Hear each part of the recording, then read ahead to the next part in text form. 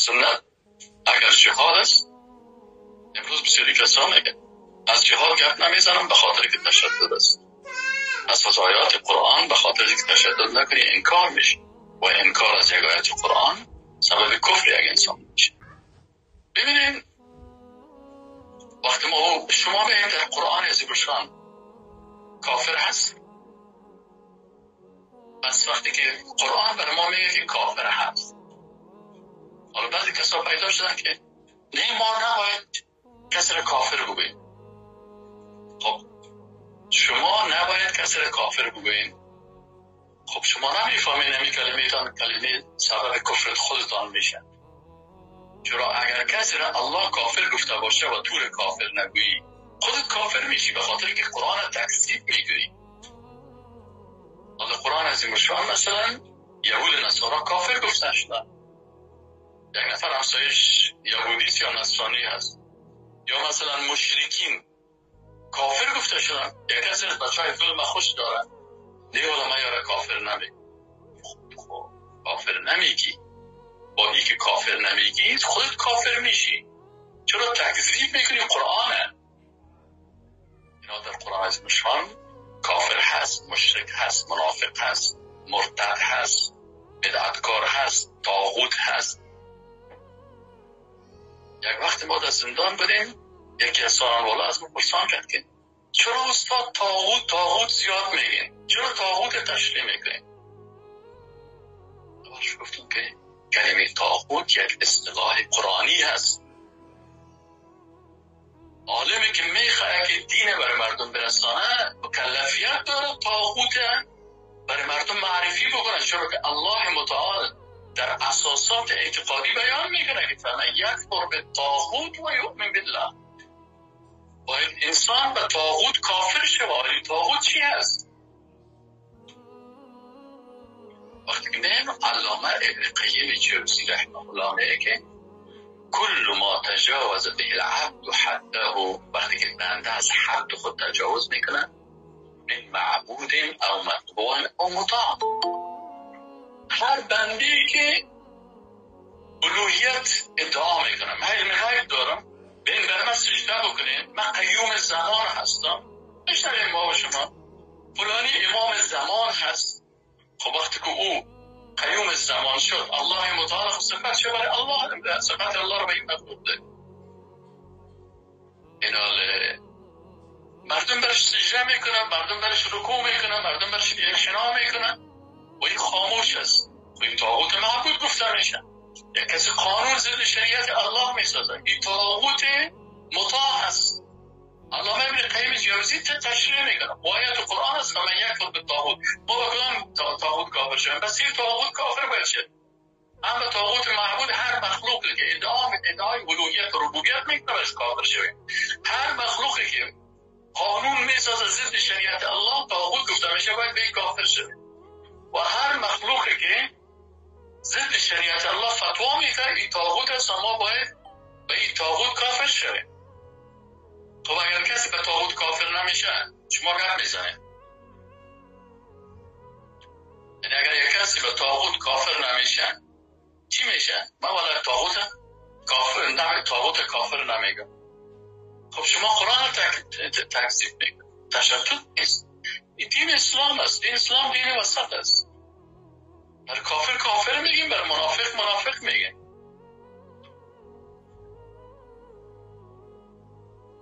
یعنی قسم مثلا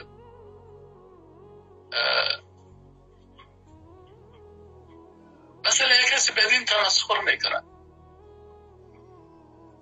حالا یک کسی در وقت رسول الله صلی الله علیه و سلم در بین صحابه پیغمبر داخل شده و کل صحابه رو مسلمان میگه، چون از قلب از کسی خبر دارم. شخص است مثل رسول الله صلی الله علیه و سلم مثل صحابه بشخندی میکنه. آیات قرآن نازل میشه که قد کفرتم بعد ایمانکم، شما بعد از ایمانتون کافر شدید. و رسول الله صلی الله علیه و سلم این شخص امریخه و بعدش آیات قرآن تلاوت میکنه و بعدش میگه تو کافر شدی. و این کمربند شطور رسول الله صلی الله علیه و سلم خدا ویزان میکنه که من خود مزاق میکنم، من ساتیری میکنم، من خود جدی نبودم. علما میگن که نه، در مسائل اعتقادی حتی عدم جدیت کفر است. بسیاری کسا هست میبینید چند نفر جوانها یک جا شدن ریشخندی میکنن، عهد نماز میکنن، عهد قرآن میکنن، یک قسم حرکت های میکنن که توهین و با ریشخندی و مسخرگی و قرآن میکنن و مسخرگی و توهین و ریشخندی و قرآن و نماز میکنن. اینا مطلقاً کافر هستن. قد کفرتم بعد ایمان. چون علما میگن که حذر ایران یکی سوالی از دوستا هست، وزیر ما مفصلا در اون داستان تشریح میکنه. از دوستای عزیز اینا وقتی که بعضی کسا میگن که من تشدد نمیکنم، تنش نمیکنم، تکفیر نمیکنم، مخالفت نمیکنم، خب دیگه خشتو کنیم. یعنی کافر نگوییم، مشرک نگوییم. خب در سوره بقره مثلا منافق است. مثلا اینجا الله متعال در سوره بقره چی میگه؟ دقت، یعنی خب چی هست؟ مثلا دینی وقتی صحبت میکنیم آیات قرآن بخوانیم باید بحث کنیم. شما کسی را منافق نمیگین، اما الله متعال میگه. شما میگین که مثلا یک کسی کلمه میخوانه و کسی کلمه خوان و خلاص این مسلمان هست و نماز خوان کلمه خوان، اینه باید ما تو چیزی گفتن نمیتونیم. خود هست رسول الله صلی الله علیه وسلم ابی بن سلول کلمه هم میخوان، نماز هم میخوان و مسجد نبوی هم میامد و 5 وقت نماز هم میامد داخل استاد میشد. الله متعال گفت که و من الناس من یقول آمنا بالله و بالیوم الاخر و ما هم بمؤمنین، مؤمن نیست. خب ما ازش خبر نداریم. الله خبر داشت، الله متعال خبر داد به رسول الله صلی الله علیه و سلم که یخادعون الله والذین آمنوا، فریبکاری میکنن. 14 آیت قرآن نازل شده برای کسایی که ظاهرا خدا مسلمان میگه. منافقی است که مثلا میگه من مسلمان هستم، قلبم کافر است. اگر اینمی منافق در وقتی که مسلمان ها زور هستن، قوی هستن، منافقت میکنن، اما وقتی که مثلا صاحب قدرت شدن باز منافقت نمیکنن، کفر خود ظاهر میکنن، کافر است نیست؟ آشکارا باید کلمه کفر میگن، آشکارا به مقدسات توهین میکنن، به قرآن، به سنت، به همه چیز توهین میکنن. خب کافر نمیشه؟ خب باید بریزی گفته شده که تو خوب اینمی کافر میشه. حتی برای زمون فایده است. فایده چی است که وقتی بفهمه که من کافر شدم توبه میکنم، چون دروازه توبه باز است.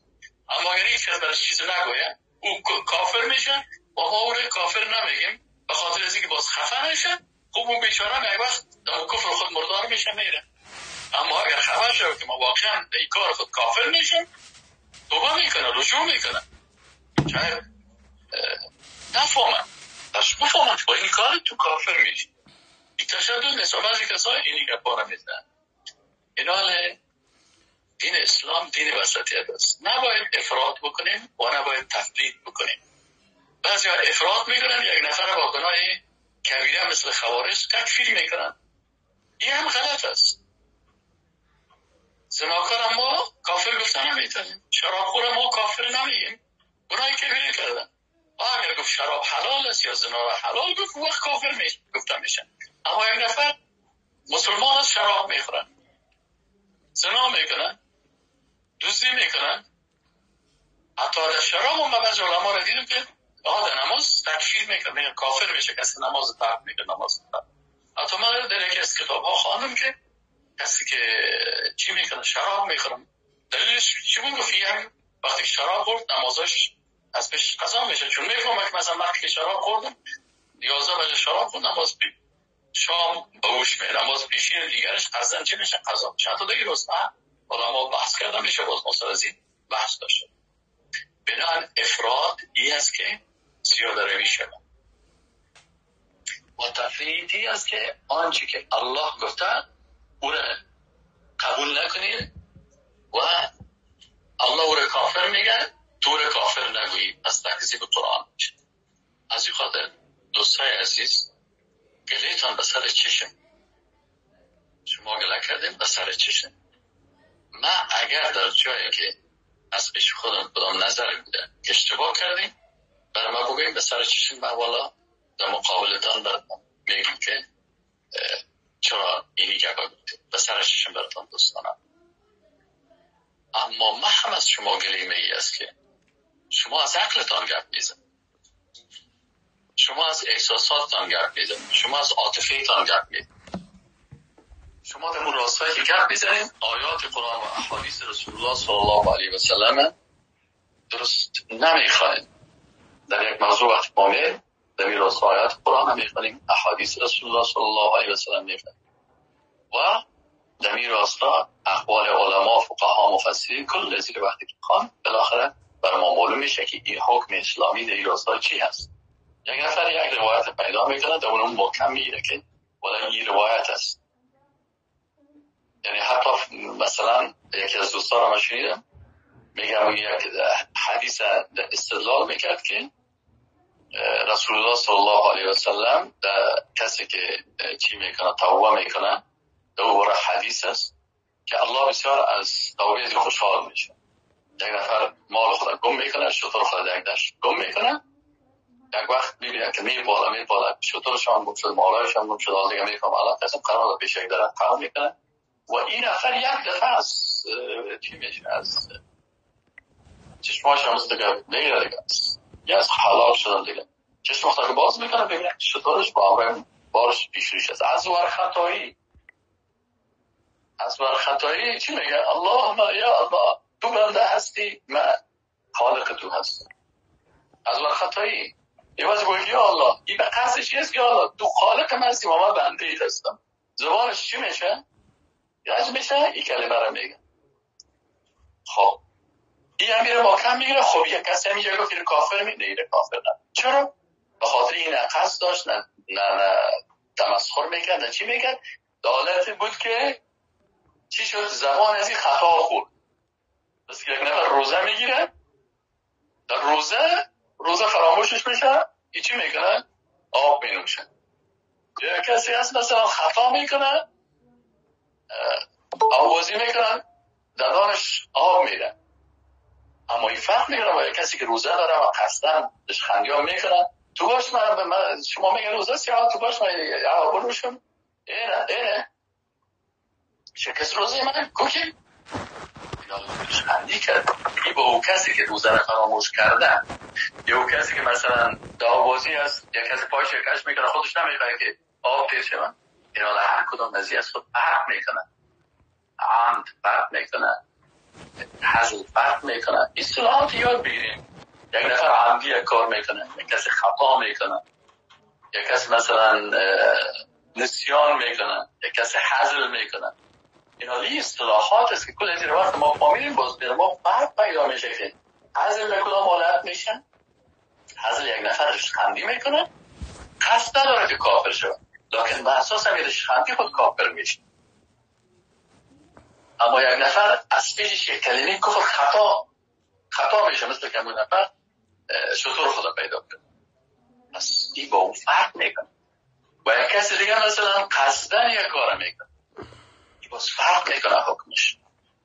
از این خاطر بعضی از دوستان بعضی از جوانان وقتی که یک حدیثه گرفتن و اصطلاحات چون نمیفهمن اصطلاحات شرعی را نمیفهمن فکر میکنن که والا اینمی کلش یک حکم داره و باز میخیزن ایره سر از دیگاه هم تطبیق میکنن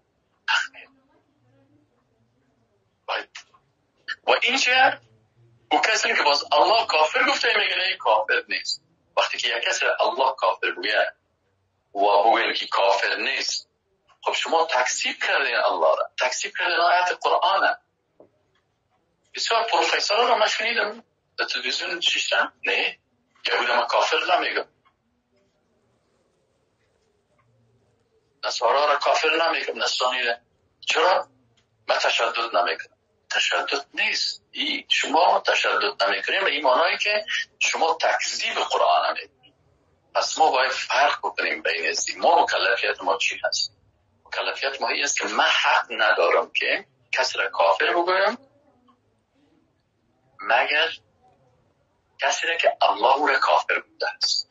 رسول الله صلی الله علیه و سلم او را کافر بوده است، صحابه او را کافر بودند، علمای بزرگ اسلام و مفتیای اسلام او را کافر بودند. و من حق ندارم کسی را مسلمان بگویم مگر کسی را که الله مسلمان گفته است. رسولش را مسلمان گفته است. چون ما چی هستیم؟ آمنا و استسلمنا، ایمان تسلیم است. کتاب الله، سنت رسول الله، اجماع امت اسلام، اجتهادات و فتاوای علمای اسلام. همیشه در یک مسئله مرا که پرسان میکنن یا میگم نمیفهمم یاد نداشته باشم، یا یک قسم تحقیق میکنم و تحقیق خود برای دوستان میگم. جزاکم الله خیر.